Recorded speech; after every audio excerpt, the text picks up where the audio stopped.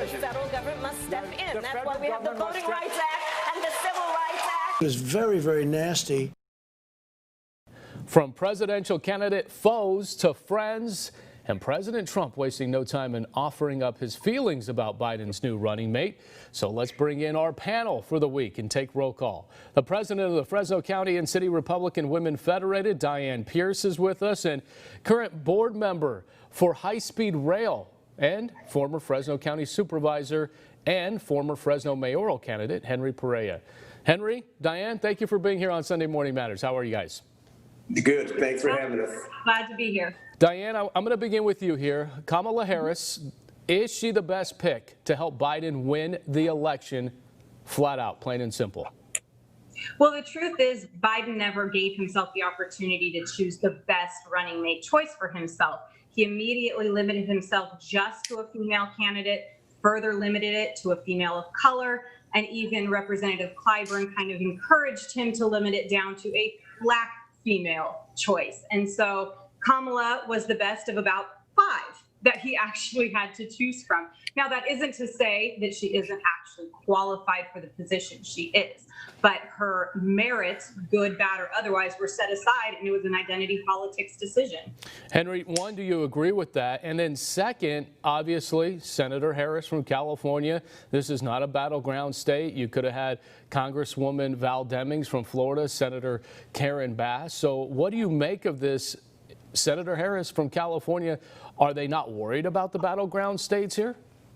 Well, I mean, I think like in any other presidential campaign, the pick of a vice presidential choice is very important for many reasons. I think just looking at 2 things: one, the White House or presidential response, as well as other folks, they're going absolutely crazy right now. So that tells me that they are afraid of the selection. They know that she has a very solid, strong background, any way you want to take a look at it.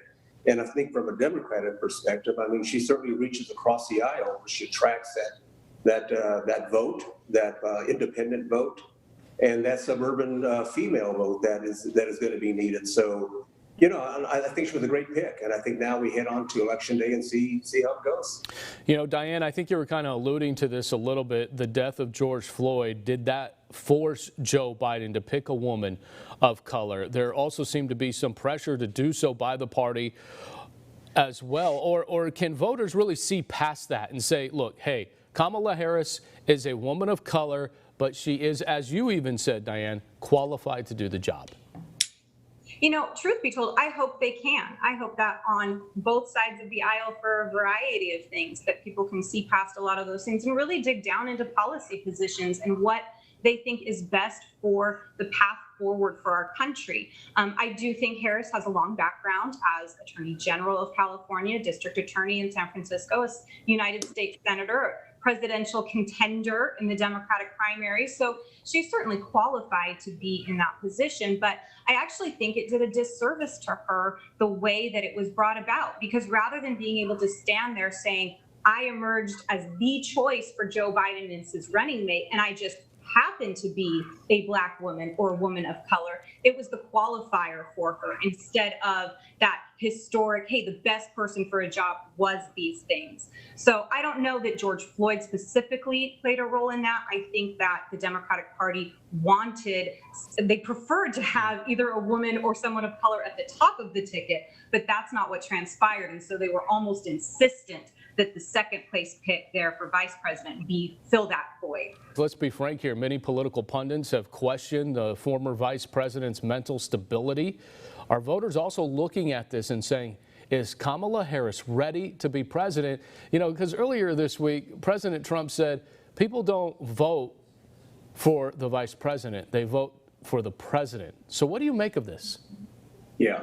Well, I mean, I think it's kind of funny that they would make the argument of regarding mental stability for the candidate. But I mean, don't forget, we have a president who thinks it's a good idea to drink Clorox to beat the coronavirus. So I think we're beyond that, honestly. I think she's a great pick for the Democratic Party. And I think the other honest thing to say is I think everybody has pretty much made up their minds on how and who they're going to vote for. So I would say the next, whatever, it's 80 so days or so that are left of this campaign, it's all about voter turnout. I mean, I know one side is trying to do everything they can to suppress the vote, and I think the other side needs to do everything they can to make sure the vote gets out. So we got 30 seconds left each here, and I want to get to the Democratic National Convention. AOC, about the only young progressive Democrat that is going to be featured in the 4 days of this virtual convention. So, Henry, I'll start with you. You got about 30 seconds here. Do they need to go a little bit younger? You know, I think obviously, you know, the challenge of both parties possibly doing these virtual conventions, it's just so unprecedented. Yeah, no, I think we need to get a good cross section of the Democratic Party out there to give the different parts of the message that we have as a party. So it's going to be critical that we have younger folks on that floor, and that we just get the message across that we want to unite the country, we want to move forward and bring this country back to where it was. All right, Diane, just a couple of seconds. What's your thoughts on that? I mean, I encourage them to put as many progressives and younger people on camera for their convention as possible, because when we are talking about the direction that the different parties and the different tickets want to take our country, I think hearing from AOC is only going to benefit the Trump-Pence ticket. The more you hear about defunding police and Green New Deals and all kinds of other job killers and things that make our communities less safe, I'm all for that coming out of the Democratic National Convention, and I look forward to it. All right. Well, we got a lot to talk about in a little bit in our second segment of the panel, so hang tight. And don't forget, coming up a little bit later, more perspective on the historical impact of Senator Kamala Harris's VP nomination.